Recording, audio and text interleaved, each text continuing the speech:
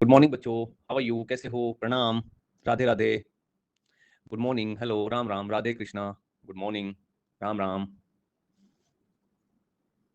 Hello.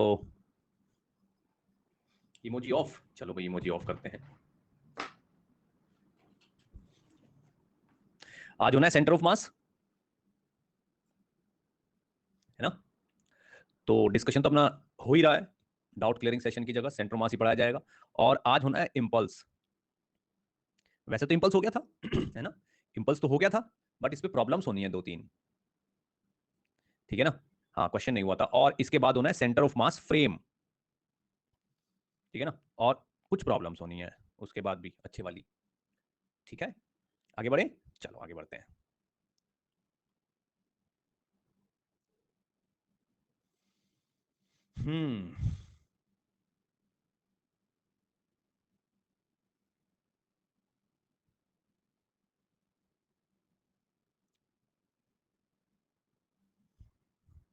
Emoji 200 plus confuse के हो गए। चलो यार इमोजी ऑफ कर देते हैं।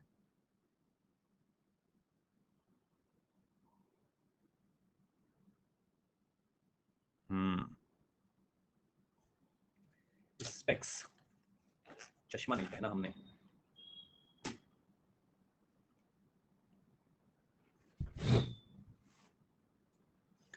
चलो भाई, इंपल्स की बातें करते हैं ना। तो इंपल्स हम जान चुके हैं। इंपल्स क्या होता है? Sudden change in momentum suddenly, यानी कि जब बहुत ज्यादा फोर्स बहुत छोटे से समय के लिए लगता है तो उसी को डेल्टा पी बोलते हैं। कौन सा? इंपल्स। बस ये डेल्टा टी जो है टेंस टू जीरो होना चाहिए बहुत छोटे से समय के लिए, ठीक है ना? ये बात सर हमें पता थी, पहले भी समझ आ गई। इसी इक्वेशन को ऐसे भी लिख सकते हैं कि DP is equal to F D T, DP is equal to F D T. और इसका ऐसे भी लिख सकते हैं delta P is equal to integration of F D T, यानी कि थोड़े लंबे समय तक अगर ये फोर्स लगता रहे तो ये वाली फॉर्म भी हम बोलते हैं। अब इसको ये भी बोलते हैं कि J is equal to integration of F D T, ये भी बोल देते हैं। इंपल्स को जे से डिनोट कर देते हैं, थोड़ा सा कन्वेंशन थोड़ा सा ठीक लगने लगता है। अब एक चीज और है, कोई कहे कि सर अगर कोई इंपल्सिव सिचुएशन है तो उसमें फोर्स का और टाइम का ग्राफ कैसा होगा? फोर्स और टाइम का ग्राफ कैसा होगा? अगर यहां पे फोर्स प्लॉट करें और यहां पे टाइम प्लॉट करें तो इसका ग्राफ कैसा होगा? तो भाई मान लो ये कोई दीवार है, अगर मान लो ये कोई दीवार है और यहां पे एक बॉल थ्रो करते हो आप, कितनी भी मान लो 50 मीटर पर सेकंड से एक बॉल थ्रो करते हो, वो टकरा के वापस चली जाती है यूं। मान लो 50 से टकराई और 50 से ये वापस भी चली गई, ऐसा हुआ है। तो ये जो टकराने में ये जो बॉल है, जब ये इस सरफेस के कांटेक्ट में आई होगी तो इस पे सरफेस ने फोर्स लगाना शुरू किया होगा। अब इस बॉल का मोमेंटम इस तरफ था, इस तरफ मोमेंटम था इसका एमवी। जब बॉल ने इस पे फोर्स लगाया, ठीक है ना, कितने टाइम के लिए? dt टाइम के लिए। तो इसने f into D T momentum इस बॉल को इस तरफ दे दिया होगा। अब जो इस फोर्स ने मोमेंटम इसको इस तरफ दिया है वो इस बॉल को मिला होगा। इस बॉल को जब वो मोमेंटम मिला, इसके पास ऑलरेडी इस तरफ था, तो ये वाला मोमेंटम इस वाले मोमेंटम से समझ लो ज्यादा था। तो एक तो ये वाला मोमेंटम खत्म हो गया, ऊपर से जो बचा हुआ मोमेंटम है उसने बॉल को इधर चला दिया। और अगर ये भी 50 है और ये भी 50 है तो ये वाला v और ये वाला v तो बराबर है। इसका मतलब इसने इसको 2mv मोमेंटम दिया होगा। वॉल ने, जो ये वॉल है, इसने इसको 2mv मोमेंटम दिया होगा। क्यों? क्योंकि एक तो जो इधर आने वाला मोमेंटम है mv वो खत्म हुआ है, ऊपर से इसके पास उधर की साइड वाला mv आ गया है, तो डबल दिया होगा। अब इस पोजीशन में, क्योंकि ये जो डेल्टा टी टाइम है, ये जो डेल्टा टी का टाइम है कॉलिजन वाला, वो वैसे ही 0.001 सेकंड के आसपास है। तो इसमें ग्राफ कैसा बना होगा सर? अब मैंने कहा था कि भाई फोर्स तो अप्रोक्सीमेटली 20,000 न्यूटन के आसपास निकलता है, कम से कम 20,000 निकलता है, और टाइम इतना सा। लास्ट लेक्चर में तो कैलकुलेशन की थी हमने, लास्ट लेक्चर में तो कैलकुलेशन की थी, फोर्स बहुत ज्यादा निकला था। तो भाई मान लो इस एक्सिस पे मैं डेल्टा टी प्लॉट करता हूं, तो बहुत थोड़े से समय के लिए बहुत बड़ा फोर्स, तो फोर्स तो इस एक्सिस पे प्लॉट कर रहे हैं हम, समय इस एक्सिस। अब ये टाइम तो बहुत छोटा सा है, इतना सा, और फोर्स होना है 20,000 के आसपास। तो अगर मैं 1 2 3 4 न्यूटन करूंगा और ये कितना करूंगा? 0.1 0.2 0.3 0.4 ऐसे करूंगा, तो भाई मान लो थोड़े से समय पहले से और थोड़े से समय बाद तक हम प्लॉट कर रहे हैं।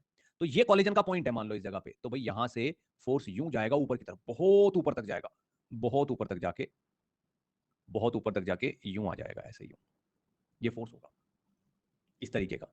और मैं भाई ये वाला पार्ट ना यहां पे ऐसे करते हैं ना, जब ग्राफ बहुत ऊंचा हो जाता है तो ग्राफ को यूं कर देते हैं ऐसे, यूं कि बहुत ऊपर तक ग्राफ है, क्योंकि ये तो कई हजार न्यूटन तक जाएगा ना। और फिर बहुत थोड़े से समय, अब ये 0.1 सेकंड, 0.2 सेकंड, 0.3 सेकंड, 0.4 सेकंड, अब आप देखो यहां से लेके यहां तक का जो समय है कॉलिजन का, इतना सा, यहां से लेके यहां तक का समय जो है कॉलिजन का, ठीक है ना, वो तो बस 0.1 सेकंड की ड्यूरेशन है ना। ये वाली ड्यूरेशन कितनी है? ये वाली ड्यूरेशन बस 0.1 सेकंड की है, और ये हाइट देखो कितनी सारी, तो ऐसा ग्राफ होता है। अब इंटीग्रेशन इंटीग्रेशन ऑफ मोमेंटम की वैल्यू होती है, यानी कि डेल्टा पी को ही जे बोलते हैं। तो इसके नीचे नीचे का जो एरिया है ना, इस ग्राफ के नीचे नीचे का जो एरिया है, ये वाला, ये जो एरिया है, ये this area is delta P, क्योंकि इंटीग्रेशन ऑफ एफडीटी, भाई एफ और टी के बीच में ग्राफ है, इंटीग्रेशन ऑफ एफडीटी का मतलब तो एरिया ही हुआ ना, यानी कि इस ग्राफ के नीचे नीचे का एरिया जो है that is impulse, that is impulse. क्या ये समझ में आया कुछ?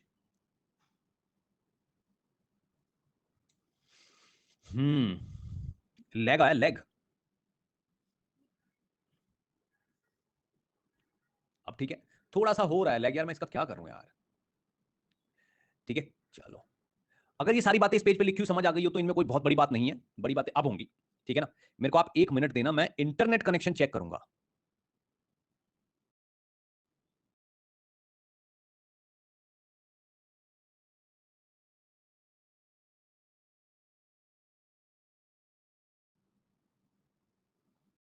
मुझे इंटरनेट कनेक्शन सही लग रहा है।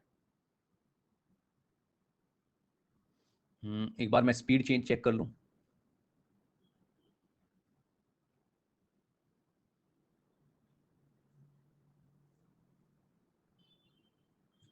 बहुत एमबीपीएस आ रही है। स्पीड दिखाऊं? स्पीड दिखाऊं कितनी आ रही है? श्योर?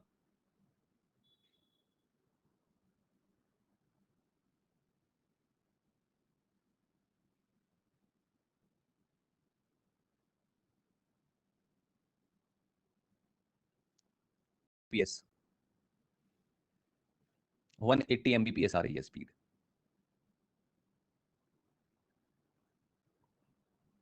ऐसा लग रहा है सब नकली चल रहा है यहां पे।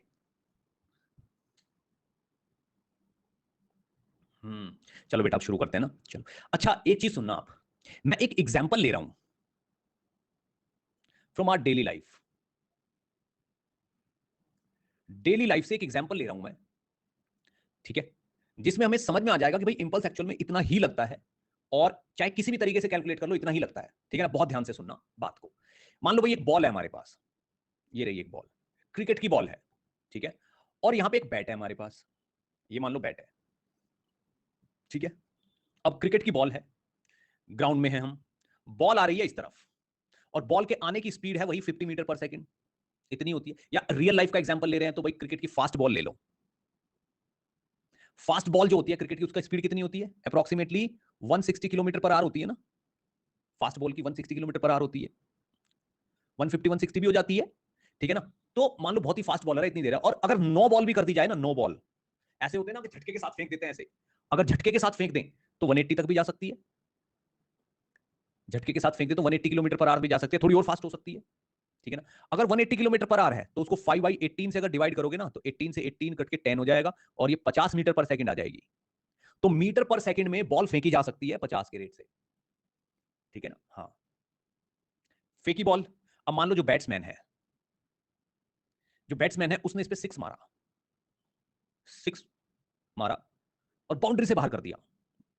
एक तो नो बॉल, ऊपर से उस पे सिक्स लगा, ऊपर से वो बाउंड्री से बाहर हो गई बॉल। अब बॉल बाउंड्री से बाहर गई होगी तो डेफिनेटली टकराने के बाद बॉल यूं आई होगी, टकराने के बाद भाग गई होगी ऐसे, और जाते टाइम भी स्पीड इसकी 50 मीटर पर सेकंड से ज्यादा ही रही होगी, क्योंकि जब आई थी तो टप्पा खा के आई होगी, और जब मारा होगा तो बिना टप्पा खाए बाहर गई होगी। इसका मतलब जाते टाइम स्पीड 50 से भी ज्यादा है, फिर भी हम 50 मान लेते हैं। मान लो पाकिस्तान के साथ मैच हो रहा है, उनकी बॉलिंग चल रही है, हमारी बैटिंग चल रही है, तो बॉल हो गई बाउंड्री से बाहर, जिसने मारा है। ठीक है, तो अगर ये जाते टाइम 50 की स्पीड होगी तो आप देखो चेंज इन मोमेंटम कितना हुआ इस बैट पे लगने से, जब बैट पे लगी तो। ठीक है, चेंज इन मोमेंटम कितना हुआ, उसके लिए हमें चाहिए मास बॉल का। तो मास मान लो अप्रोक्सीमेटली 150 ग्राम्स, यानी कि 0.15 kg। ठीक है ना, तो मोमेंटम में कितना चेंज आया? P2 minus P1। P2 की वैल्यू कितनी होगी? P2 की वैल्यू होगी 0.15 इंटू 50, और माइनस माइनस 0.15 इंटू 50, तो दिस इज 0.15 इंटू 100, तो दिस इज 15 न्यूटन सेकेंड। इतना मोमेंटम में चेंज आया।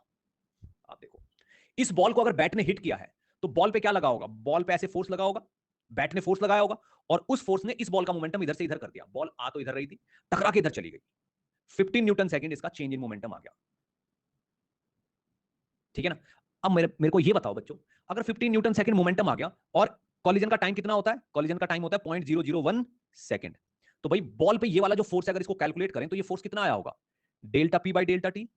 तो दिस इज 15 अपॉन 0.001, यानी कि 15,000 न्यूटन, इतना फोर्स बॉल पे लगा है। और ये आपकी डेली लाइफ का एग्जाम्पल है। 15,000 न्यूटन का फोर्स बॉल पे लगता है और ये आपकी डेली लाइफ का एग्जाम्पल है। ठीक है ना। अब इसी से एक इवेंट जुड़ी हुई है जो मैं ऑलमोस्ट हर क्लास में बताता हूं। ठीक है भाई, ये जो टाइम हमने लिया है, ये वाला जो टाइम हम ले रहे हैं 0.001 second, this is time, collision time है ये। कॉलिजन टाइम के इतने टाइम में कॉलिजन हो गई है। अब मान लो कोई स्टूडेंट ये कहता है कि सर ये जो टाइम लिया है इस पे मुझे यकीन नहीं है, एक्चुअल में ये रियल इवेंट है। When I was in vibrant, अब से मतलब 2011-12 की बात होगी, 10 साल पुरानी बातें हैं। When I was in vibrant Kota, तो वहां पे क्या था कि जो टॉपर्स वाला बैच होता था उसमें हम लोग रिवीजन करवाने जाते थे। ठीक है ना भाई, हम तो उस वक्त समझ लो बहुत ज्यादा सीनियर फैकल्टीज में तो नहीं आते थे, 4-5 साल ही हुए थे पढ़ाते हुए। ठीक है ना। तो आजकल जो ये वाइब्रेंट में डायरेक्टर लोग हैं यही सब अच्छे अच्छे बैच लिया करते थे, तो हम इनके बैच में जाकर डिस्कशन भी करवाते थे और कभी कभी उस बैच को हम भी ले लेते थे। ठीक है ना, महीने के लिए 2 महीने के लिए उनमें रिवीजन चलता था या कुछ भी ऐसा टॉपिक चलता था तो स्विचिंग होती रहती थी। तो बिल्कुल टॉपर बैच था वो, नंबर 1 का बैच। ठीक है, A1 बैच समझ लो उसको, 12th क्लास वाला। उनका सिलेबस सब पूरा होगा, उनको रिवीजन कराना था, तो मेरे को भेज दिया गया कि जाओ इनके से सर आप उसको उनको रिवीजन करा के आओ। रिवीजन बहुत हार्ड काम होता है, पता है आपको। सारा सिलेबस करवाना आसान है, रिवीजन करवाना बहुत मुश्किल है। तो मैं बहुत बढ़िया बढ़िया अच्छे अच्छे क्वेश्चन लेके जाया करता था और उनको करवाता था प्रैक्टिस। ठीक है, बढ़िया से बच्चे बहुत खुश थे, बहुत रिस्पेक्ट भी करते थे। ठीक है, तो वहां पे जब उन्होंने, मैंने कहा यार कोई अगर टॉपिक तुम्हारा वीक है तो वो भी पूछ लो। जो वो कह रहे सर इंपल्स नहीं आता, मैं इंपल्स समझा दो। तो भाई मैंने इंपल्स समझा, टू द पॉइंट बात की, ये वाली बात बताई। तो उसी में क्लास में जब मैं इंपल्स समझा रहा था बहुत बढ़िया, सबको हम कह रहे सर समझ आ गया समझ आ गया, सारी बात पता चल गई, जितने भी फैक्ट थे क्लियर हो गए, अब हमसे क्वेश्चन हो जाएंगे इसके। चलो ठीक है। तो एक बच्चे को जिसको मैं ये समझा रहा था कि भाई ये ऐसे ऐसे, तो एक बच्चा बहुत रिस्पेक्ट के साथ खड़ा हुआ है ऐसे कि सर मुझे एक डाउट है, बहुत रिस्पेक्ट के साथ। ठीक है ना, बस उस टॉपर बैच की यही पहचान होती है कि उसमें बच्चे बहुत ज्यादा सीधे, स्टूडियस और बहुत रिस्पेक्ट देने वाले होते हैं। तो बहुत रिस्पेक्ट के साथ पूछा उसने कि सर ये जो टाइम आप बता रहे हो कॉलेजन का ये वाला, सर इस पे तो मुझे यकीन नहीं हो रहा कि इतना कम होता है, होता होगा पर मुझे यकीन नहीं है इतना कम होता है। कि सर अगर ये 0.001 के बजाय 0.01 हो जाए तो जो फोर्स है वो 15,000 से 1500 हो जाएगा। और ये भी बहुत कम होता है सर, क्या पता हीटिंग टाइम इतना हो, और क्या पता इतना ही हो, क्योंकि ये भी बहुत 0.1 एक सेकंड का 10वां हिस्सा ये भी हो सकता है, पर फिर तो सर 150 न्यूटन ही हो जाएगा। ठीक है ना, और ये तो काफी कम फोर्स होता है, बहुत ज्यादा तो नहीं होता। ठीक है, तो ये मुझे समय पे ना यकीन नहीं है सर, इस पे ही सारा डिपेंड कर रहा है, क्या पता ये इतना ना होता हो। ठीक है ना, तो फिर मैंने उसको एक अलग तरीका बताया, अलग तरीका जिसमें समय का यूज ही नहीं है। तो सेकंड मेथड उसको मैंने समझाया कि देखो भाई हम समय का यूज नहीं करेंगे, फिर भी प्रूव कर देंगे कि फोर्स इतना ज्यादा होता है, इतना ज्यादा ही फोर्स होता है। कैसे? फिर मैंने उसी से पूछी चीजें कि भाई चलो तुम ही बताना सब चीजें। मैंने कहा जो ये हम बॉल ले रहे हैं, मान लो ये बॉल ले रहे हैं हम, इसकी रेडियस कितनी होगी, इसकी रेडियस कितनी होगी? तो भाई इतनी बड़ी बॉल होती है वो 5 सेंटीमीटर, सर 4 सेंटीमीटर होगी। 4 सेंटीमीटर भी बहुत होती है। 4 सेंटीमीटर रेडियस होने का मतलब 8 सेंटीमीटर का डायमीटर, इतनी मोटी बॉल हो गई। फिर भी मान लो 5 सेंटीमीटर, मैंने कहा चलो 5 सेंटीमीटर मान लो, ठीक है। और जो बैट है क्या वो पीछे जाता है जब कॉलिजन होती है, क्या वो पीछे जाता है? कह रहे नहीं सर, बैट पीछे जाएगा तो कैसे 6 लगेगा। मैंने कहा चलो बैट पीछे नहीं जाता, हम मान लेते हैं बैट यहीं का यहीं रहता है और ये इसका सेंटर है। मैंने कहा जब बॉल जस्ट टच करने वाली होती है, बैट को जस्ट टच करने वाली होती है, बैट से कितनी दूर रहता होगा बॉल का सेंटर? कि सर 5 सेंटीमीटर दूर रहता होगा। अब मैंने कहा चलो कॉलिजन हुई है, कॉलिजन अगर हुई है, ठीक है ना, अगर कॉलिजन हुई है तो बैट तो पीछे नहीं गया होगा, चलो मान लो बैट आगे के बजाय यहीं का यहीं रहा। लेकिन जिस वक्त कॉलिजन होती है उस वक्त बॉल थोड़ी पिचक जाती है, थोड़ी सी तो पिचक जाती है, डिफॉर्मेशन होती है ना कॉलिजन के टाइम पे। कॉलिजन के टाइम पे क्या होता है? डिफॉर्मेशन होती है। मैंने कहा बॉल किस चीज की होती है? कह रहे सर लेदर की होती है, ओरिजिनल क्रिकेट वाली बॉल, और वो तो बहुत ज्यादा डिफॉर्म भी नहीं होती। मैंने कहा लेकिन फिर भी बॉल की वेलोसिटी कभी तो जीरो हुई होगी। अभी तो बॉल की वेलोसिटी इस तरफ कितनी थी? 50, पर कभी जीरो तो हुई होगी। क्यों? क्योंकि नेक्स्ट राउंड में उसकी वेलोसिटी अपोजिट डायरेक्शन में, उसकी वेलोसिटी अपोजिट डायरेक्शन में 50 होनी है वापस से, और बॉल वापस से ऐसी हो जाएगी जैसी थी। हो जाएगी कि नहीं? बॉल तो वापस से ऐसी हो जाएगी जैसी थी, लेकिन इस वक्त इसकी स्पीड इस तरफ आ जाएगी, कितनी? 50 ही आ जाएगी, वापस आ जाएगी 50 आ जाएगी। अब मैंने कहा कि देखो भाई डिफॉर्म तो ज्यादा नहीं हुई है, लेकिन वेलोसिटी तो जीरो हुई होगी जरूर, बीच में 100% हुई होगी। मैंने कहा जब वो डिफॉर्म हुई है तो उसकी रेडियस चेंज होकर कितनी हो गई होगी? खुद ही बताओ कितनी हुई होगी? ज्यादा ज्यादा 4 सेंटीमीटर हो गई होगी रेडियस। इतनी थोड़ी पिचक जाएगी ऐसे, बहुत कम पिचकती है, थोड़ी सी डिफॉर्म होकर वापस सही हो जाती है, इलास्टिक कोलिजन मान रहे हैं हम तो ज्यादा ज्यादा 4 सेंटीमीटर हुई होगी। तो अब मुझे बच्चों ये बताओ, जो बॉल का सेंटर है, बॉल के सेंटर पे कॉन्सेंट्रेट करो। बॉल के सेंटर की स्पीड अभी 50 है इस तरफ मीटर पर सेकंड, और जैसे ही वो 1 सेंटीमीटर आगे जाता है, 1 सेंटीमीटर आगे जाता है, कितना? 1 सेंटीमीटर आगे जाता है, उसकी वेलोसिटी कितनी हो जाती है? जीरो। फिर भी 4 सेंटीमीटर, मैंने 2 सेंटीमीटर की डिफॉर्मेशन मान ली कि इतने से इतनी पिचक गई होगी, इतने से इतनी पिचक गई होगी, तो भाई उसकी वेलोसिटी कितनी हो गई? जीरो। यानी कि एक पॉइंट ऐसा है जिसकी स्पीड 50 है और जरा सा आगे चलते ही उसकी स्पीड जीरो हो जाती है, तो उस पर इस तरफ एक्सेलेरेशन लग रहा होगा, तभी तो जीरो हुई है। अगर मैं इस पर थर्ड इक्वेशन लगाऊं, कौन सी लगाते हैं? थर्ड इक्वेशन लगाते हैं, कौन सी? वेलोसिटी का square is equal to initial speed का स्क्वायर माइनस 2a, और s की वैल्यू कितनी है? 1 सेंटीमीटर, यानी कि s की वैल्यू है 1/100 मीटर, तो 2as यानी कि 1/100 मीटर। अब बच्चों a की वैल्यू बताओ कितनी आएगी? a की वैल्यू देखो, 2 से ये कट के कितना रह गया? 50, तो 50 इंटू 50 इंटू 50, तो 125 और 000, 3 बार 0 आएगा, यानी कि 1,25,000 मीटर पर सेकेंड स्क्वायर। शायद ये एक्सेलरेशन आया बॉल का, 1,25,000 मीटर पर सेकेंड स्क्वायर, ये एक्सेलरेशन आया है बॉल का। तो भाई बॉल को जो पिचकाने वाला फोर्स है, जो इधर से लगने वाला फोर्स है, जिसने इसको पिचकाया है, यही तो फोर्स है जिसने पिचकाया है, उस फोर्स की वैल्यू कितनी रही होगी? m इंटू ए, यानी कि 0.15 इंटू 125,000। इन दो जीरो को हटा दो और ये पॉइंट हटा दो यहां से, तो 1250 इंटू 15, यानी कि 12,500 का 1.5 गुना, ये होगा 18,750 न्यूटन। अब तो अगर ऐसे कैलकुलेट करें तो फोर्स 15,000 से भी ज्यादा आ रहा है, समझ रहे हो? 15,000 से भी ज्यादा फोर्स आ रहा है, पहले ही ठीक था। और ये बताओ, क्या मैंने यहां पे कहीं समय पुट किया? टाइम लगाया क्या मैंने यहां पे कहीं? नहीं, नहीं लिया ना टाइम, बिना टाइम के है। और ये डिफॉर्मेशन भी मैंने ज्यादा ले ली, 1 सेंटीमीटर की डिफॉर्मेशन भी नहीं होती। बॉल पे छोटा सा, अगर बिल्कुल नई बॉल पे एक शॉट मारे तो छोटा सा दाग पड़ता है उस पर, बहुत कम। ये जब मैंने प्रूव किया तो उस A1 बैच में कम से कम 5 मिनट तक तालियां बजाई थी बच्चों ने, 5 मिनट तक तालियां बजाई थी कि लो भाई, ही इज एनकेसी सर। उस वक्त भी बहुत नाम था मेरा वहां पे भी। डिजिटल क्लैपिंग, ये तो इमोजी वाले बजाने नहीं देते, कोई बात नहीं, ठीक है ना। लेकिन बात क्या है? बात है फैक्ट की। फैक्ट तो फैक्ट होते हैं, चाहे उनके कैसे भी प्रूव कर लो, वो सच है तो सच है। हाँ, समझ में आया? चलो, आई नो आप मन में बहुत तालियां बजा रहे हो, आई नो दैट। हाँ, इन कंफ्यूजन वालों ने हमारी खुशियां छीन रखी है।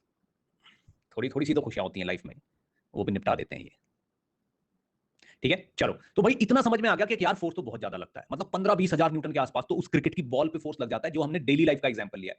देखो, डेली लाइफ का एग्जांपल है ये, और हमने इसमें कुछ भी चीज एक्स्ट्रा नहीं की। 150, 160, 70 ग्राम की बॉल होती है, हमने 150 ग्राम ले लिया, ठीक है ना। और स्पीड इतनी होती है, ज्यादा से ज्यादा मान लो कोई बहुत ही वो करे, ठीक है, तो इतनी होती है। डेली लाइफ का एग्जांपल, उसमें भी 15-20 हजार न्यूटन का फोर्स आ रहा है यार, बहुत होता है इतना, ठीक है। और मैंने आपको यह भी बता रखा है कि it is safe to ignore ordinary forces during impulsive situation. During impulsive situations, it is safe to ignore ordinary forces during impulsive situations. ये भी मैंने बता रखा है कैसे। इस एग्जांपल में भी हम ले सकते हैं, मान लो भाई ये बॉल थी हमारी, इस बॉल पे हम कह रहे हैं कि इस तरफ तो लग रहा है 15,000 न्यूटन का फोर्स, ठीक है ना, और इस तरफ कितने का लग रहा होगा?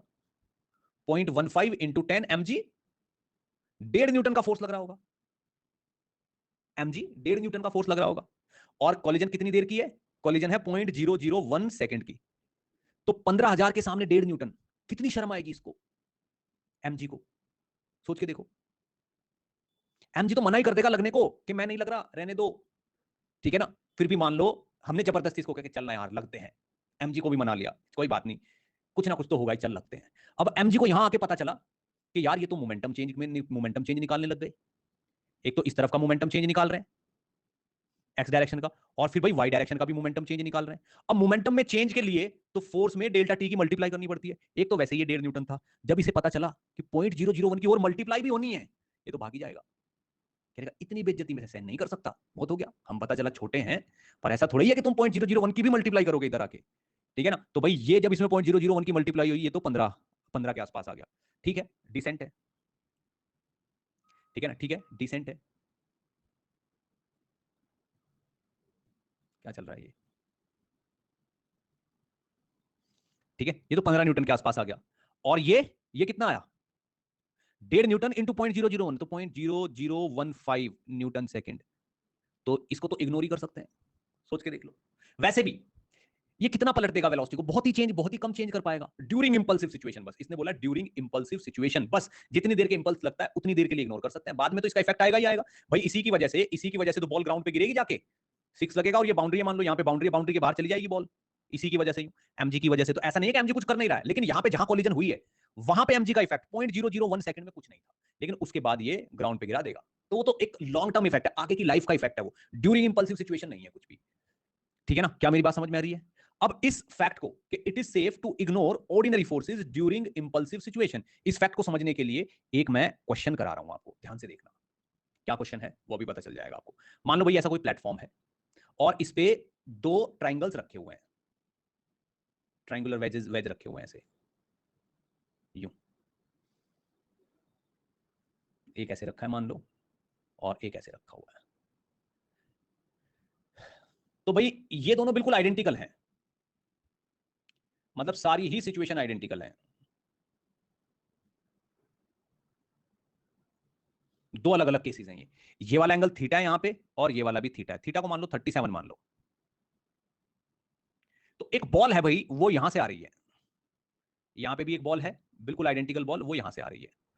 ठीक है ना, दोनों की स्पीड वही है 50 मीटर पर सेकंड, पिछले वाली बॉल है ये भी, इसमें भी 50 मीटर पर सेकंड है। अब यहां पे क्या फ्रिक्शन है, म्यू की वैल्यू कुछ मान लो 0.1 मान लो, 0.1 मान लो, 0.4 मान लो, ये लो 0.4 मान लो। यहां पे फ्रिक्शन है, इसका कुछ मास है मान लो m0, इसका भी मास कितना है m0। ठीक है ना, इसका m है, इसका भी m है, सारी सिचुएशन आइडेंटिकल है। ठीक है ना, बस क्वेश्चन ये है कि अगर ये वाला केस 1 है और ये वाला केस 2 है, केस 1 और केस 2 में, ठीक है ना, मोमेंटम बैलेंस, ठीक है ना, होगा या नहीं होगा। ठीक है ना, फर्स्ट केस में, सेकंड केस में मोमेंटम बैलेंस होगा या नहीं होगा। ठीक है ना, तो yes no, yes no, momentum balance की बात कर रहे हैं। ठीक है ना, अब ऑप्शन दे रखे हैं, पहला केस और दूसरा केस, पहले केस में होगा दूसरे में नहीं होगा। ठीक है ना, ना पहले में होगा ना दूसरे में होगा। ठीक, इसमें नहीं होगा सेकंड वाले में हो जाएगा। ठीक है ना, अब यह है इसमें भी हो जाएगा इसमें भी हो जाएगा, दोनों में से चार ऑप्शन हो गए, दोनों में हो जाएगा, दोनों में नहीं होगा, पहले में होगा दूसरे में नहीं होगा, दूसरे पहले में नहीं होगा दूसरे में होगा। ठीक है, बताइए, 15 सेकंड का पोल है बस, 15 सेकंड का पोल है। ठीक है,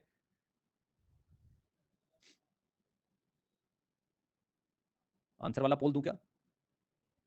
चलो आंसर वाला पोल दे देता हूं, ये लो, 15 सेकंड का मिस क्लिक मत करना।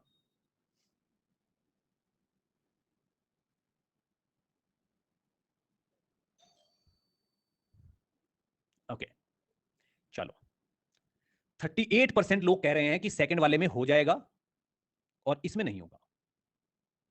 ठीक है ना, चलो उसका कारण है वो मैं समझा देता हूं, आंसर तो आपको पता ही चल गया, आंसर तो ये वाला है ये। ठीक है, आंसर तो ये वाला है, इसको करेंगे कैसे और क्या है ये, क्या क्वेश्चन है ये, क्या आंसर क्या होना है इसमें, ध्यान से सुनना। भाई पहले वाले में मोमेंटम बैलेंस क्यों नहीं होगा और दूसरे वाले में क्यों हो जाएगा? आप ये देखो, एम नॉट मास तो ऑर्डिनरी मास होगा, 2 किलो 4 किलो 5 किलो ऐसा मान लो, तो भाई यहां पे एक नॉर्मल लगेगा, इस नॉर्मल की वैल्यू केवल एम नॉट जी होगी, तो यहां पे फ्रिक्शन लगेगा। जो फ्रिक्शन है, friction is the external force, friction को एक्सटर्नल फोर्स माना जाएगा यहां पे, ग्राउंड की तरफ से जो फ्रिक्शन लगता है उसको एक्सटर्नल फोर्स माना जाएगा। अब यहां पे देखो ये बॉल यहां टकराती है, टकराने के बाद वापस भी जाती है, तो चाहे कुछ भी है इस पे बहुत ज्यादा फोर्स लगता है, 15,000 न्यूटन फोर्स लगता है इस पे, इस वाले पे यहां पे, लेकिन इस 15,000 न्यूटन का कोई कंपोनेंट इस डायरेक्शन में नहीं आता। ठीक है, तो इस तरफ तो 15,000 न्यूटन है लेकिन इस तरफ जीरो है, इसलिए नॉर्मल यही का यही रहता है और फ्रिक्शन भी बहुत कम लगता है, म्यू एम नॉट जी। इसलिए इस 15,000 न्यूटन के सामने हम इस वाले को इग्नोर कर देते हैं, इसको इग्नोर कर देते हैं, तो एक्सटर्नल फोर्स कितना मान सकते हैं इस पे, जीरो, अप्रोक्सीमेटली कितना हो गया, जीरो, बहुत कम है, उसको इग्नोर कर देते हैं। लेकिन इसमें क्या होता है, इसमें जब बॉल टकराएगी तो बॉल यहां पे ऐसे टकराएगी, ठीक है ना, और बॉल जब फोर्स लगाएगी तो तिरछा फोर्स लगाएगी ऐसे, और वो फोर्स बहुत ज्यादा होगा, मान लो 15,000 न्यूटन ही है, बहुत ज्यादा होगा, उस फोर्स का एक कंपोनेंट तो ऐसे लगेगा और एक ऐसे लगेगा, सोच के देखो। अब ये वाला कंपोनेंट कम से कम 9,000 न्यूटन तो लगेगा ही लगेगा, और ये कितना होगा, ये 12,000 न्यूटन होगा, इनफैक्ट उल्टा होगा, ये वाला 12,000 होगा वो 9,000 होगा। ठीक है ना, ये वाला 12,000 न्यूटन होगा और ये 9,000 न्यूटन होगा कि नहीं होगा, बताओ मुझे। ठीक है, होगा ना। अब जब ये 12,000 न्यूटन का ये वाला फोर्स हो रहा है और एम नॉट जी हो रहा है, तो यहां पे नॉर्मल कितना लगेगा, यहां पे नॉर्मल लगेगा M naught G plus 12,000 newton. अगर इसमें मैं म्यू की भी मल्टीप्लाई कर दूं तो इस वाले फोर्स को, यानी कि इस अमाउंट को हम इग्नोर नहीं कर सकते। ठीक है ना, इस वाले इसको हम इग्नोर नहीं कर सकते, कांट इग्नोर। एक्सटर्नल फोर्स यहां पे ये कम नहीं है, इसको इग्नोर नहीं कर सकते हम, क्यों, क्योंकि बहुत बड़ा हो गया। इसको इग्नोर कर सकते हैं क्योंकि ये बहुत छोटा है, तो this is not ordinary force, not an ordinary force. और ये वाला क्या है, ये ऑर्डिनरी फोर्स है, इन कंपैरिजन टू 15,000। 15,000 के सामने 12,000 ऑर्डिनरी नहीं है, और 0.4 की मल्टीप्लाई करेंगे तो कम से कम 5-6 हजार न्यूटन तो ये आएगा ही आएगा। 5-6 हजार न्यूटन तो ये आ ही जाएगा। 5-6 हजार को आप इग्नोर थोड़ी कर सकते हो। क्या बात समझ में आई? That means F external is not equal to 0। अब एफ एक्सटर्नल यहां पे 0 नहीं है तो मोमेंटम बैलेंस परफॉर्म नहीं हो सकता। अब यहां पे एफ एक्सटर्नल को आप 0 मान सकते हो तो मोमेंटम बैलेंस परफॉर्म कर सकते हो। That's it.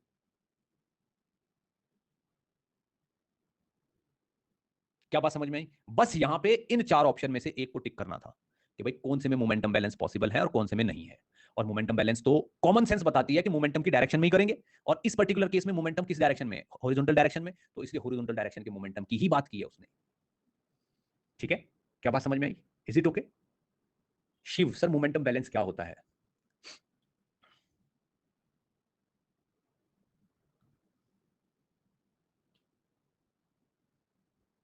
ठीक है, चलो थोड़ा और आगे बढ़ते हैं। मैंने इस क्लास में बोल रखा है कि 11th के बच्चे इज नॉट अलाउड। हाँ, 11th वाले अलाउड नहीं है यहाँ पे। नहीं, 11th वाले भी नहीं पूछ सकते ऐसे, तो देयर इज समथिंग डिफरेंट, कुछ अलग है इनमें। ठीक है, तो भाई ये था इंपल्स, और इंपल्स पे और भी क्वेश्चंस आएंगे, लेकिन इंपल्स के क्वेश्चन कहां आएंगे? कोलिजन में आएंगे। इंपल्स के बाकी कहां आएंगे? कोलिजन। तो कोलिजन थोड़े दिनों में स्टार्ट होने वाला है, 1-2 लेक्चर के बाद। ठीक है,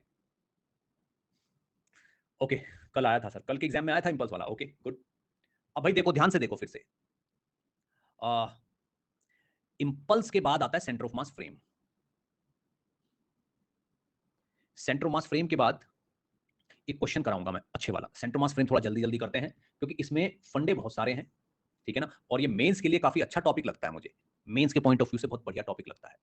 ठीक है ना, क्यों? क्योंकि कुछ क्वेश्चन ऐसे हैं जो सेंटर ऑफ मास फ्रेम के ही होते हैं और इसी से ही सॉल्व भी होते हैं, मतलब इसी को दिमाग में रख के वो बनाए जाते हैं। वो जो क्वेश्चन है वो इसी को दिमाग में रख के बनाए जाते हैं। ठीक है, ठीक है, ओके। अब तक जितना मैकेनिक्स पढ़ा है उसमें से 3 क्वेश्चन आए मेरी शिफ्ट में। ओके ओके गुड, चलो इतना भी बहुत है।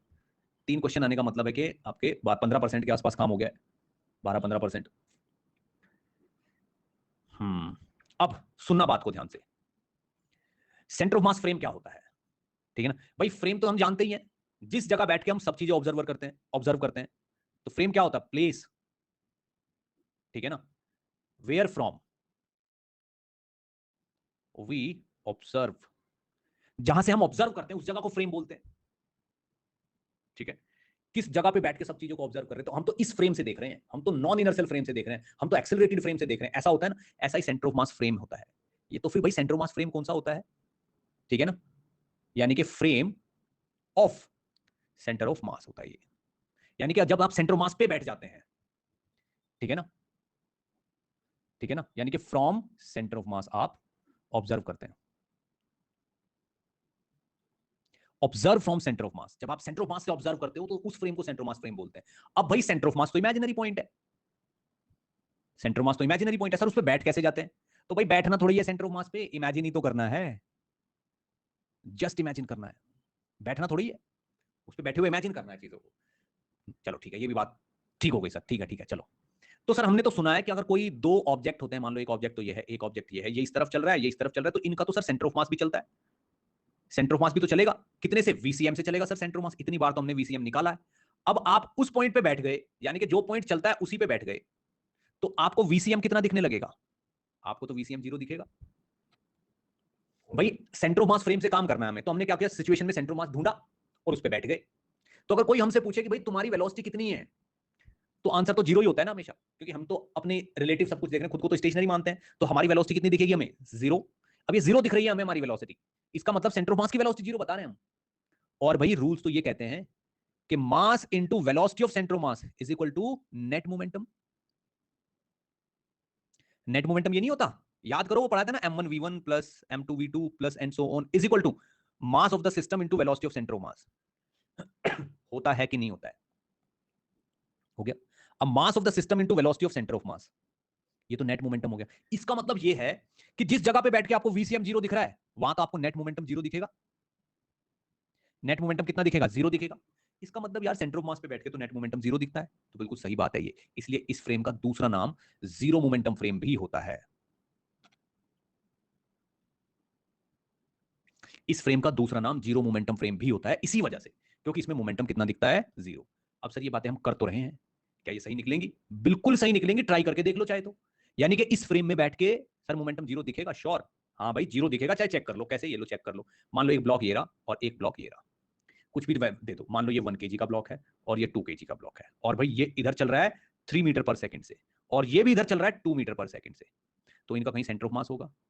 सेंटर ऑफ मास भी इनका इधर ही चल रहा होगा। कितने से चल रहा होगा सेंटर ऑफ मास? कितने से चल रहा होगा centre of mass? m1v1 plus m2v2, m1v1 plus m2v2 is equal to mass of the system into vcm। m1v1 कितना है? 3 into 1 plus 2 into 2 is equal to 1 kg और 2 kg है ना, 1 plus 2 into vcm। 7/3 metre per second से चल रहा होगा ये। चलो ठीक है, तो इसका सर मोमेंटम कैसे जीरो दिखेगा यहां से? अगर मान लो यहां पे किसी को बिठा दिया जाए तो मोमेंटम जीरो कैसे दिखेगा, वो तो प्रूव करो। ये तो मोमेंटम हो गए, ठीक है भाई, पर इसी से बात करते हैं। हम इससे पूछेंगे आपकी वेलोसिटी, बोलेगा जीरो। तो भाई अगर ये 2 मीटर पर सेकंड है तो क्या मैं इसको 6/3 मीटर पर सेकंड लिख सकता हूं? और अगर ये 3 है तो क्या मैं इसको 9/3 मीटर पर सेकंड लिख सकता हूं? लिख सकते हैं। और ये 7/3। अगर मैं इससे पूछूं कि भाई तुम तो ये बताओ, ठीक है ना, तुम तो ये बता दो कि जो ये वाला है इसकी वेलोसिटी कितनी है और किस तरफ है, तो ये जो बोलेगा जो 7/3 से इस तरफ जा रहा है और जो 6/3 से इस तरफ, ये बोलेगा कि इसकी वेलोसिटी तो मेरी तरफ है, कितनी? 1/3। बताओ बोलेगा कि नहीं? बोलेगा इसकी वेलोसिटी तो मेरी तरफ है 1/3, ठीक है ना। अब बोला कि यार पीछे भी देखो। अब ये पीछे देख रहा है, कोई इसकी तरफ 9/3 से आ रहा है, ये 7/3 से जा रहा है। ये पीछे देखा, उसको बोलेगा कि यार ये तो मेरी तरफ आ रहा है, कितने से? 2/3 से।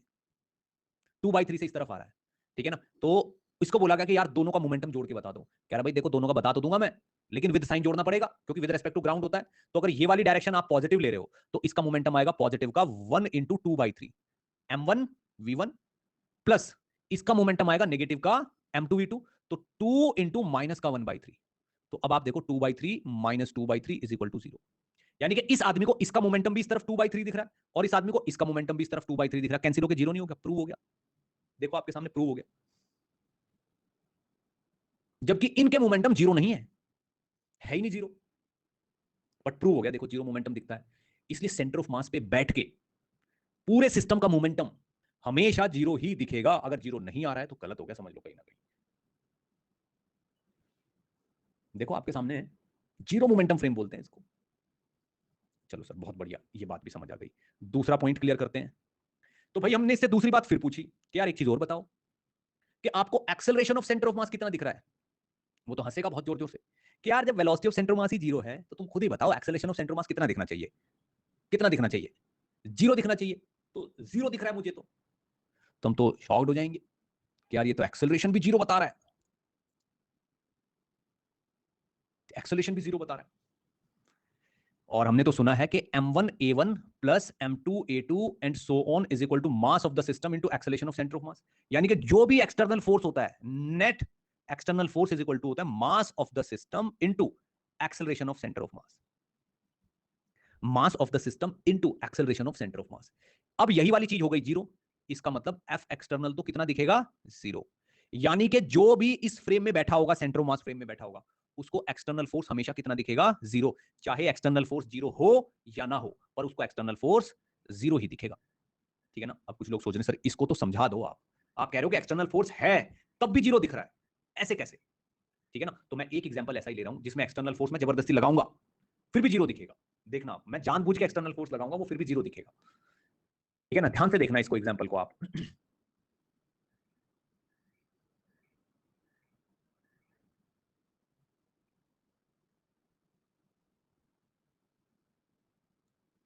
ठीक है, ये लो एक सिचुएशन ले रहा हूं अपने आप ही जबरदस्ती की जिसमें लग ही रहा है फोर्स, ठीक है। तो भाई मान लो यहां पे एक ब्लॉक है ए और एक दूसरा ब्लॉक है बी, ऐसे ये ब्लॉक ए और ये ब्लॉक बी, दोनों के बीच में एक स्प्रिंग लगा हुआ है। ऐसे स्प्रिंग लगा लेते हैं, सिचुएशन को थोड़ा और बढ़िया वाली बना लेते हैं। ये ऐसे स्प्रिंग लगा लेते हैं के कोफिशिएंट का। अब वो कह रहा है कि भाई आप इस सिस्टम पे, इसका मास तो मान लो m1 है, इसका मास m2 है, इस सिस्टम पे आप एक्सटर्नल फोर्स लगा भी दोगे ना तब भी जीरो दिखेगा, ठीक है ना। तो भाई पहले तो इसके सेंटर ऑफ मास पे किसी को बिठा दो। तो मान लो भाई हमने इसके सेंटर ऑफ मास पे किसी को बिठा दिया, ये बैठा हुआ है सेंटर ऑफ मास पे कोई, अब हम अपने आप जबरदस्ती लगाएंगे एक्सटर्नल फोर्स, हम तो लगाएंगे एक्सटर्नल फोर्स और फिर इससे कैलकुलेट करवाएंगे कि आप कैलकुलेट करो। पहले तो हम एक्सटर्नल फोर्स लगाएंगे अपने आप ही, फिर इससे कैलकुलेट करवाएंगे, ठीक है ना। तो भाई ये जो एक्सटर्नल फोर्स, ये जो सेंटर ऑफ मास पे बैठा है, इसका काम है अब एक्सटर्नल फोर्स बताना। तो हमने क्या किया, किसी को बोला कि यार इस पे तो तुम एक्सटर्नल फोर्स लगा दो, तो उसने भाई ये लगा दिया इस पे एक्सटर्नल फोर्स एफ, जानबूझ के कि ये लो एफ फोर्स लगा। अब कैलकुलेट करते हैं,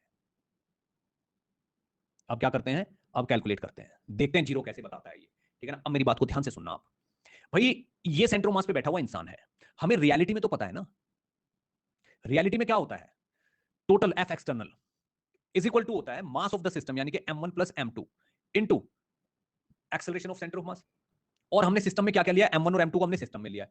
तो भाई आप ये देखो एक्सेलरेशन ऑफ सेंटर ऑफ मास यहां कितना निकलेगा, what will be the value of acceleration of centre of मास, इसकी रियलिटी में वैल्यू कितनी होगी, इसकी वैल्यू होगी एफ, एक्सटर्नल फोर्स कितना लगा हमने एफ, तो F upon m1 plus m2 ये होगा। इसको आप थोड़ी देर के लिए ए नोट मान लो, यानी कि मतलब ये है कि ये जो सेंटर है, ये सेंटर कितने एक्सेलरेशन से चलेगा, ए नोट से। ये तो रियलिटी है, लेकिन हमें क्या करना है, हमें तो इस आदमी से पूछना है कि तुम बताओ एक्सटर्नल फोर्स कितना है, इस आदमी से कि तुम बताओ एक्सटर्नल फोर्स कितना है, ठीक है ना। तो ये पूछेगा किस पे बताऊं, तो बताओ सिस्टम पे, सिस्टम में क्या है, सिस्टम में है m1 प्लस m2, इस पे बताओ एक्सटर्नल फोर्स कितना है, और फटाफट बताओ, देर मत करो, टाइम कम है हमारे पास। तो इसने कहा अच्छा ठीक है मैं इसको तो ऑब्जर्व करूं पहले, तो इसने अपने से आगे वाले को ऑब्जर्व किया, ऑब्जर्व करके ये देख रहा है कि यार ये वाला जो बी ब्लॉक है, यहाँ पे जो ये वाला बी ब्लॉक है, इस बी ब्लॉक पे एक फोर्स एफ तो इधर लग रहा है और एक फोर्स के एक्स इधर लग रहा है, ठीक है, एक तो एफ इधर लग रहा है, के एक्स इधर लग रहा है, ऊपर से ये ऐसे पॉइंट पे बैठा हुआ है जिसका एक्सेलरेशन इस तरफ है, तो इसको एक सीडो फोर्स भी हमेशा दिखेगा इस तरफ, कितना m2 इंटू ए नॉट, इतना दिखेगा इसको, सीडो फोर्स तो दिखेगा ही ना भाई। जब ये ऐसे फ्रेम पे बैठा है जिसका एक्सेलरेशन इस तरफ है और कितना है ए नॉट, तो ये दुनिया में किसी को भी देखेगा, उसे सीडो फोर्स तो दिखेगा, बस और कोई फोर्स नहीं है। और बात केवल एक्स डायरेक्शन की हो रही है, वाई डायरेक्शन की तो बात करने से फायदा ही नहीं है।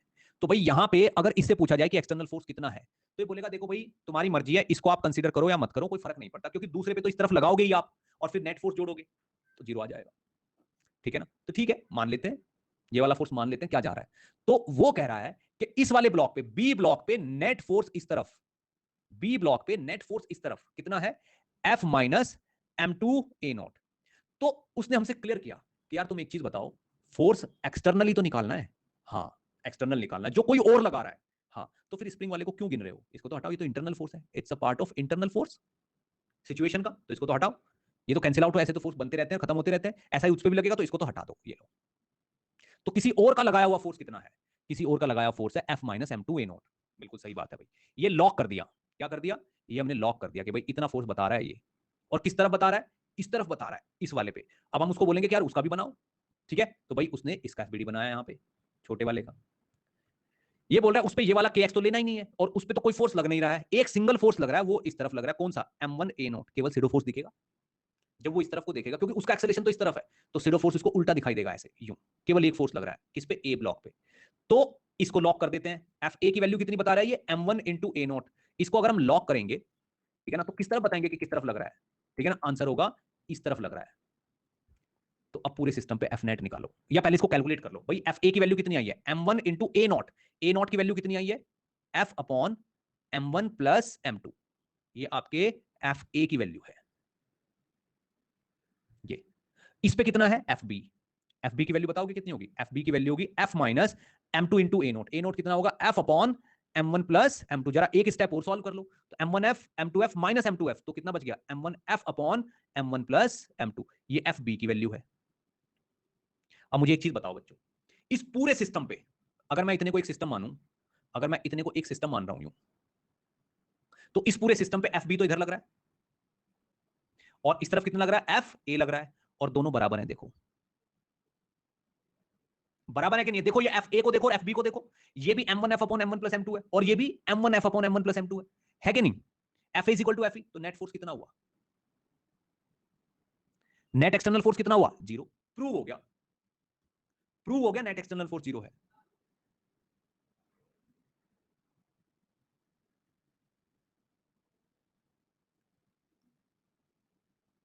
सर इसका यूज कैसे करेंगे, चलो इसका यूज भी बता देता हूं मैं आपको। कुछ लोग सोच रहे हैं सर बात तो समझ आ गई है, पर यूज क्या है, कहां यूज होगा, ये कौन सी चीजें बताने में यूज होगा, तो बेटा कोई कोई चीज ऐसी होती है वो अपने आप में ही क्वेश्चन होती है, यूज हो या ना हो, लेकिन फिर भी मैं इसका यूज बता रहा हूं आपको, ठीक है ना। पहले तो बताइए सिचुएशन समझ आई आपको, इस इंसान को एफ के होते हुए भी इस पूरे सिस्टम पे फोर्स कितना दिखेगा, जीरो दिखेगा, एक्सटर्नल फोर्स कितना दिखेगा, 0 दिखेगा। अब यहीं का यहीं मैं इसका एक क्वेश्चन बना देता हूं। मान लो कोई क्वेश्चन पूछ रहा है कि find extension in spring. Spring में एक्सटेंशन बताइए कितना है इसी पर्टिकुलर केस में, इसी पर्टिकुलर केस में। अब मान लो हमने इसको बोला कि भाई कैलकुलेट करके फटाफट बता दो क्या होगा। अब ये क्या करेगा, ये बोलेगा कि यार देखो, ध्यान से सुनना, ये था हमारा सिस्टम, ठीक है। इस सिस्टम पे कोई एक्सटर्नल फोर्स लगा एफ बी, और मैं तो यहां बैठा हुआ हूं, मैं तो यहां बैठा हुआ हूं, ठीक है ना, मैं तो हिल नहीं रहा हूं यहां से। और इस एफ बी ने इस ब्लॉक को इधर शिफ्ट कर दिया कितना, एक्स बी। इस एफ बी ने इस ब्लॉक को इधर शिफ्ट कर दिया कितना, एक्स बी। अब इसको अगर एक्स बी इधर शिफ्ट कर दिया है, कितना, एक्स बी इधर शिफ्ट कर दिया, तो work done by F B कितना हो गया, पॉजिटिव का, F B into X B, ये हो गया होगा। हाँ सर बहुत बढ़िया बात है, ठीक है। अब मैं तो यहीं बैठा हूं, इस वाले पे भी एक फोर्स लगा, कौन सा, एफ ए, उसने भी इसको इधर कर दिया कितना, एक्स ए। तो work done by F A कितना हुआ, पॉजिटिव का ही, एफ ए इंटू एक्स ए। हुआ कि नहीं हुआ, क्योंकि एफ ए फोर्स था, एक्स ए खींच लिया उसने, तो वर्क कितना किया इसने, टोटल वर्क हो गया इतना। कितना हो गया टोटल वर्क, अगर दोनों से देखा जाए तो टोटल वर्क हो गया F A plus F B, sorry, ये हो गया F A X A plus F B X B, इतना वर्क हो गया। अब ये तो कैलकुलेशन कर रहा है बैठ के, भाई इतना वर्क अगर हो गया है तो ये कहां स्टोर हुआ है, किस जगह गया है ये वर्क, स्प्रिंग में ही तो चला गया है। अब स्प्रिंग में एक्सटेंशन कितना हो गया, स्प्रिंग का एक्सटेंशन कितना बोलोगे, x A plus X B, बोलोगे कि नहीं बोलोगे, इतना होगा। तो स्प्रिंग में स्टोर्ड एनर्जी कितनी होगी, हाफ के into x A plus X B का होल स्क्वायर। क्या ये स्प्रिंग में स्टोर्ड एनर्जी इस वर्क के बराबर नहीं होनी चाहिए जो इन्होंने वर्क किया है, तो this is equal to F A X A plus F B X, F A F B, F A is equal to F B is equal to M one F upon M one plus M two, है कि नहीं है। तो this means F इसमें से common अगर ले लो तो x A plus X B बचेगा, इसको अगर आप एफ नॉट मान लो तो एफ नॉट इंटू ये बचेगा, बताओ बचेगा कि नहीं। ये कौन सा पिछला ही तो क्वेश्चन है जिसमें यहां पे एक्सटर्नल फोर्स लगाया था एफ, उसको इसने कैलकुलेट किया है, तो ये आ गया। आप देखो एक X A plus X B से ये कट गया, तो आप यहां पे देखो X A plus X B की वैल्यू कितनी आई, ये आई two F naught upon K, यानी कि टू इंटू एफ नॉट कितना, M one F upon K divided by M one plus M two, ये आपका आंसर आ गया। देखो तो एक्सटेंशन आ गया यहां पे, कितना एक्सटेंशन स्प्रिंग में हुआ है, किससे कैलकुलेट करा, इसी से कैलकुलेट करा, सेंट्रोमास फ्रेम वाले से।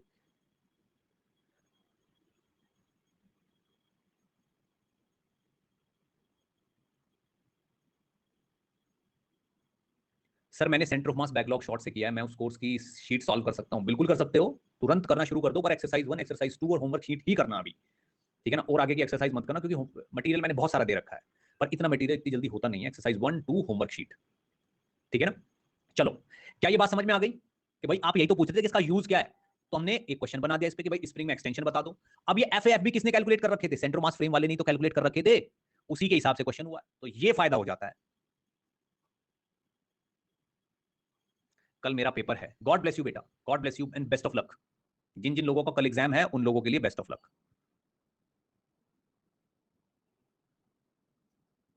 टुमारो जो जेई मेन का एग्जाम देने जा रहे हैं उनके लिए बेस्ट ऑफ लक।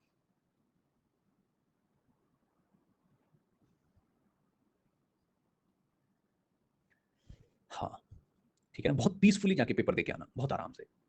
वैसे भी बहुत आसान पेपर आ रहा है, तो आपको इस फैक्ट का यूज करना कि पेपर आसान आ रहा है, नर्वस होके परेशान होके इस आसान पेपर को बिगाड़ना नहीं है,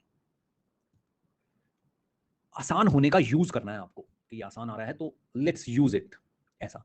अब बच्चों ये बातें तो मैं प्रूव कर चुका हूं, अलग अलग प्रूव कर चुका हूं, ऐसे ऐसे ऐसे ऐसे। तो सेंटर मास फ्रेम की बात चली थी, हमने कई सारी चीजें सीखी कि यार सेंटर मास फ्रेम पे बैठ जाते हैं तो मोमेंटम जीरो दिखता है, तो उससे क्या इक्वेशन बनती है और इक्वेशन में अननोन सॉल्व हो जाते हैं।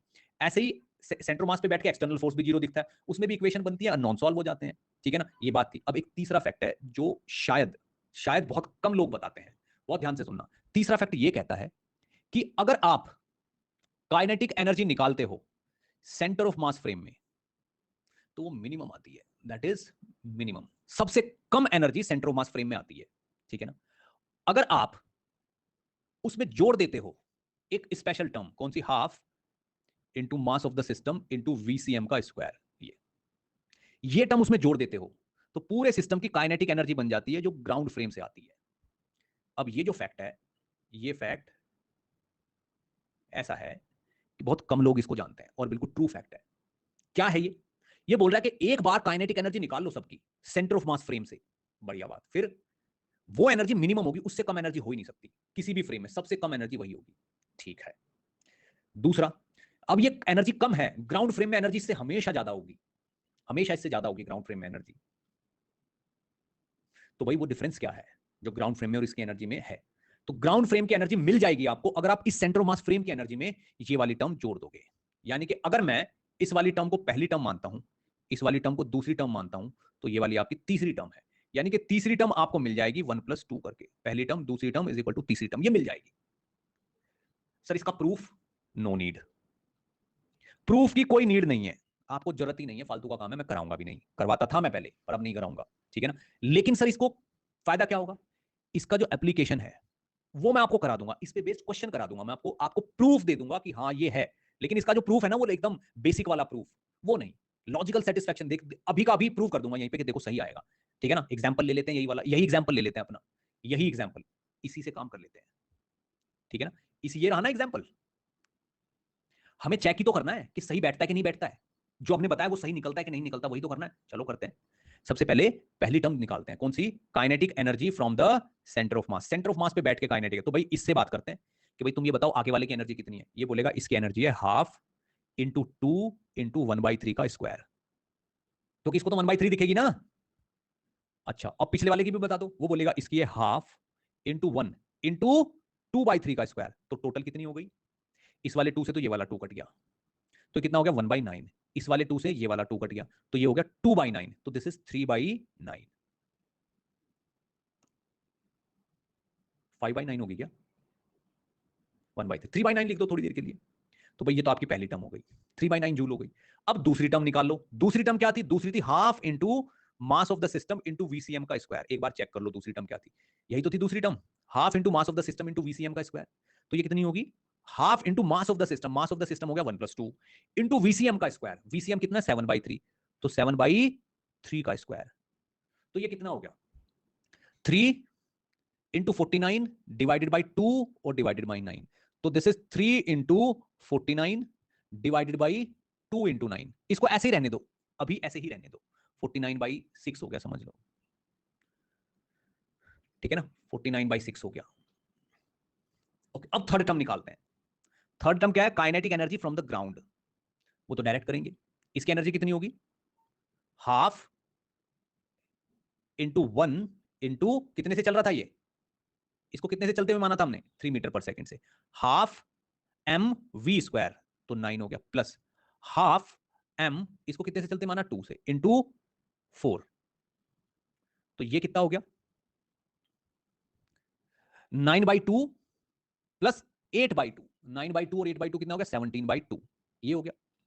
अब ये जो 1 एक काम कर लो, अब इनको थोड़ा थोड़ा जोड़ के देख लेते हैं, फर्स्ट वाले को सेकंड वाले को जोड़ते हैं। कितना हुआ? 3/9 प्लस 3 इंटू 49/2 इंटू 9, तो ये कितना हो गया? 2 इंटू 9 तो नीचे ले लो, ये हो गया 6 प्लस 49 इंटू 3, 6 प्लस 49 इंटू 3, ये लो, अभी कर लेंगे जितना बैठेगा, देखेंगे कितना आ रहा है। तो पहले तो 3 से कट कर दो सबको, 3 से अगर हम कट करेंगे तो ये तो 3 आ जाएगा, ये आ जाएगा 2 और ये चला जाएगा, 49 प्लस 2 कितना होगा? 51, तो दिस इज 51/6। अब इसको 3 से फिर काट दो, 17/2, कितना आ गया? 17/2, और ये कितना है? 17/2। बताओ बराबर आया कि नहीं आया? सेम सेम आ गया। Is it okay? क्या मेरी बात समझ में आई? आ गया। हमेशा होगा, ऑलवेज ट्रू होगा ये, ऑलवेज ट्रू, ऑलवेज ट्रू।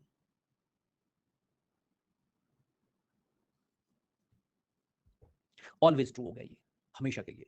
अब इस पे क्वेश्चन इमेजिन करो आप, शायद आप इमेजिन कर पाओ, ठीक है ना, बात को ध्यान से सुनना, शायद आप इमेजिन कर पाओ।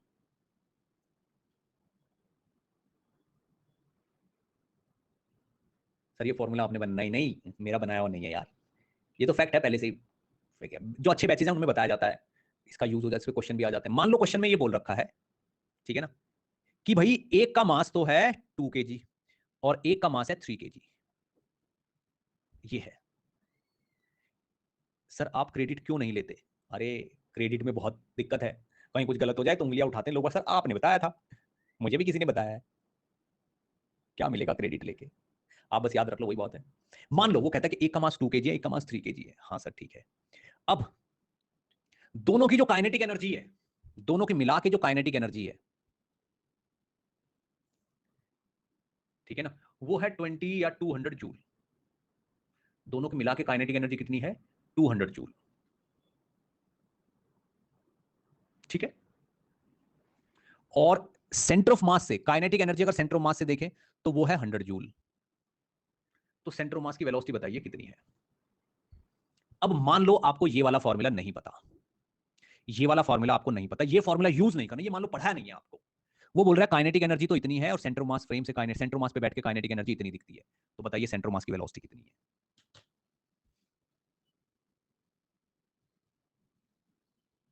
वो फॉर्मूला यूज नहीं करना आपको, क्योंकि वो फॉर्मूला यूज करोगे तो आ ही जाएगा फटाफट। कैसे आएगा? आप 200 यहां लिखोगे, 100 यहां लिखोगे, प्लस हाफ लिखोगे, मास ऑफ द सिस्टम लिखोगे 2 + 3 और वीसीएम का स्क्वायर कर दोगे। तो 100 तो यहां बच गया, 100 × 2 200, 200 को आप 5 से डिवाइड करोगे, 40, 40 का रूट करोगे तो रूट 40 आंसर दे दोगे आप। अब मान लो ये फॉर्मूला आपको पता ही नहीं है, तो एक फैक्ट बताऊं, आप कर ही नहीं पाओगे। पॉसिबल ही नहीं है सॉल्व करना, हो ही नहीं सकता। सोच के देखो कैसे करोगे। अलग अलग वेलोसिटी भी नहीं पता, सेंटर ऑफ मास की वेलोसिटी कहां से निकाल के लाओगे? कैसे शुरुआत करोगे क्वेश्चन की? हो ही नहीं पाएगा। ठीक है ना। अब ऐसा नहीं है कि बिल्कुल सर बिल्कुल नहीं होएगा, सीरियसली नहीं होएगा, हो जाएगा। कैसे? एक की वेलोसिटी v1 मान लो, एक की वेलोसिटी v2 मान लो, और इतनी बड़ी कैलकुलेशन करो, फिर खूब बड़ी वीसीएम निकालो, VCM m1 v1 m2 v2 भाई, फिर उसका स्क्वायर करो, वो सब करो, बहुत लंबा हो जाएगा, बहुत लंबा। और बहुत बहुत लंबा हो जाएगा, पता नहीं फिर आएगा नहीं आएगा, फंस भी जाएगा बीच में, क्योंकि उसमें तो वेलोसिटी का स्क्वायर भी होना है, और स्क्वायर वाली इक्वेशन इतनी जल्दी सॉल्व नहीं होती। हाँ, तो सीधे सीधे ये बोलना ज्यादा ज्यादा अप्रोप्रिएट है कि होएगा ही नहीं। ठीक, तो कुछ लोग, मैंने तो ये बोला कि आप तो क्वेश्चन इमेजिन करो बस, कि इमेजिन करो क्वेश्चन अगर ऐसा आ जाए, एक का मास इतना है, दूसरे का मास इतना है, ठीक है ना, ग्राउंड फ्रेम से एनर्जी इतनी है और सेंटर मास फ्रेम से इतनी है। लेकिन वो सेंटर मास फ्रेम भी नहीं लिखेगा, वो तो ये बोलेगा man sitting on centre of mass is saying that energy is this and from the ground frame energy is this, find the velocity of centre of mass.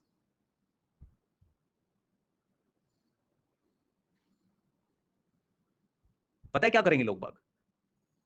Half M into VCM कर देंगे, यानी कि इस वाली term को VCM square के बराबर कर देंगे। हाफ इंटू 5 इंटू वीसीएम का स्क्वायर इज इक्वल टू 100, ये कर देंगे। ठीक है ना। अब अगर किस्मत अच्छी होगी तो आ जाएगा, ठीक है ना। लेकिन अगर इस 100 को मैं 80 ले लूं, इस 100 को मैं 80 ले लूं, ये वाला तो मैंने बहुत आसान बना दिया कि चलो भाई ये है, अगर इस 100 को मैं 80 ले लूं, इस वाले को, ये लो, इसको मैं ले लेता हूं 80, ठीक है ना। तो अब अगर मैं इसको 80 ले लेता हूं तो ये वाला आंसर कितना बन जाता है? Root of 120, 120 into 2 divided 5, root of 60 बन जाता है। ये 48 बनेगा, हाँ, रूट ऑफ 48, ये भी आ गया। अब कुछ लोग अगर सोचेंगे ना कि यार सेंटर ऑफ मास की वेलोसिटी बतानी, तो 1/2 इंटू m1 + m2 वीसीएम का स्क्वायर करेंगे, अब उससे भी गलत आएगी, √48 आ जाएगी। आप तो बस ये देखो, अगर ये फॉर्मूला हमें नहीं पता, अगर ये वाला फॉर्मूला हमें नहीं पता, तो ये वाले क्वेश्चन होंगे ही नहीं, पॉसिबल ही नहीं है, इक्वेशन बन के सॉल्व ही नहीं होगा। तो आप तो ये सोच लो, इसलिए इस कॉन्सेप्ट को मैं एडवांस का कॉन्सेप्ट बोलता हूं, कि ये भाई एडवांस की बात है।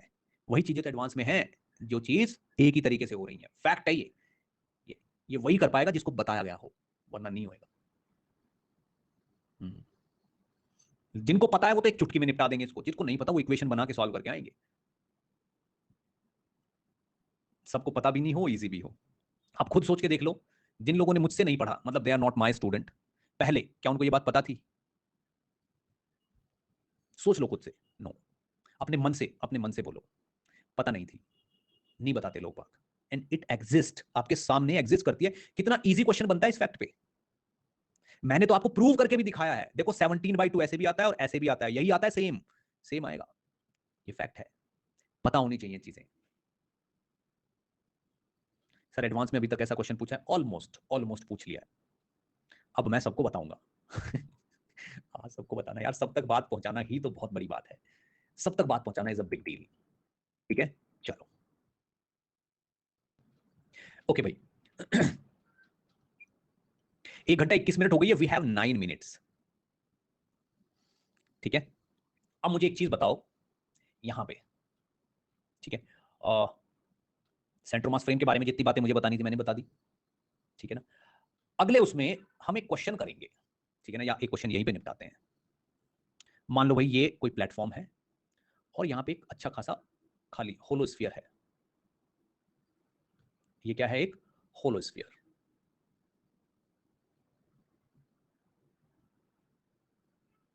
एक होलोस्फीयर है, मास m रेडियस r, मास m रेडियस r का होलोस्फीयर है, ठीक है ना। सुनते जाना ध्यान से। हाँ, अगर इसमें यहां पे इस जगह पे एक बॉल डाली हुई है, ये ऐसे, ठीक है ना, ये वाली बॉल, ये सॉलिड बॉल है। स्मॉल जो छोटे वाली है वो सॉलिड बॉल है, same mass m radius r by 6। Solid ball है, रेडियस r बाई 6 है,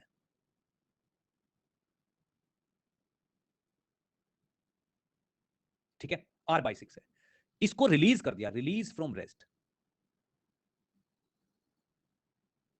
रिलीज्ड फ्रॉम रेस्ट, रेस्ट से इसको रिलीज कर दिया, तो ये वाली बॉल यहां आके रुकती है सीधे। कहां आके रुकेगी? बॉटम में। भाई बॉटम में रुकेगी, तो अगर ये वाला सेंटर सी है और ये वाली बॉल बॉटम में आके रुकती है, तो पता करना है कि find shift in position of C. C की पोजीशन में कितना शिफ्ट है, ठीक है, बताओ सी की पोजीशन में कितना शिफ्ट है। C is the centre of hollow sphere, big hollow sphere. C is the centre of big होलोस्फीयर।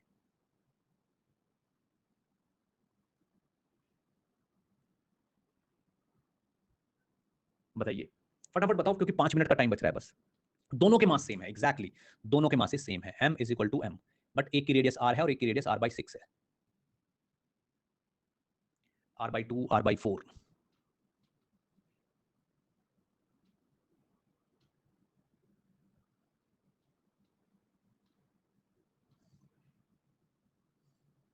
चलो फटाफट इनके ऑप्शन भी बना दिए मैं, r/2, r/4, 5r/12, r/6। ठीक है भाई, चलो पोल दे देता हूं मैं आपको, ठीक है ना। कितने सेकंड का पोल देता हूं मैं? कितने आंसर है? 5 है ना। पोल दे देता हूं मैं आपको, ये लो 30 सेकंड का पोल है, ये लो।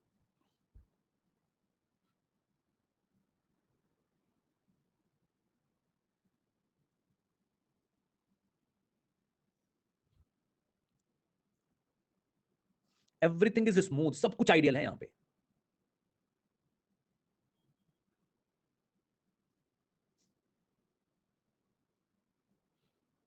अरे 4 वाला दिया गया क्या? चलो 4 ही सही। ये तो अपना पोल ही बर्बाद हो गया, ई ऑप्शन है ही नहीं इसमें।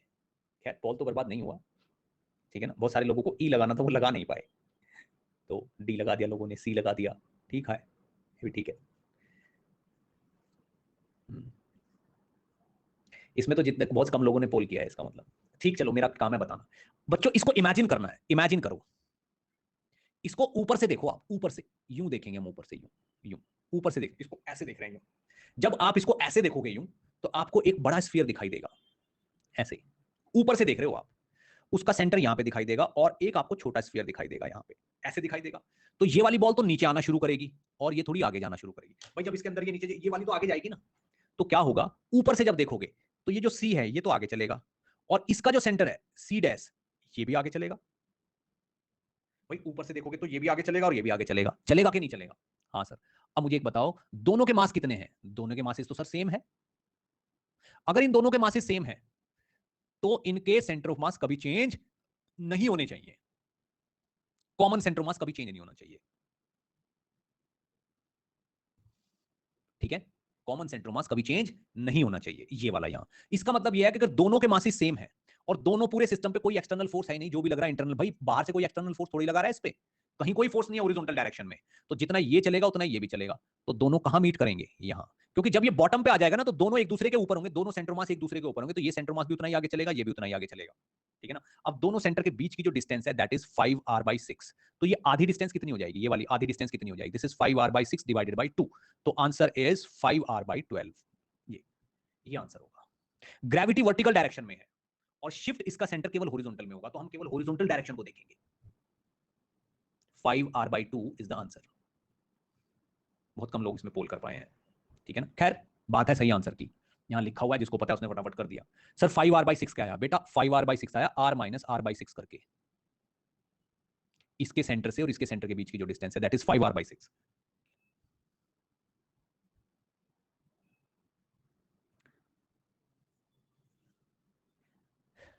क्या ये बात समझ में आ रही है?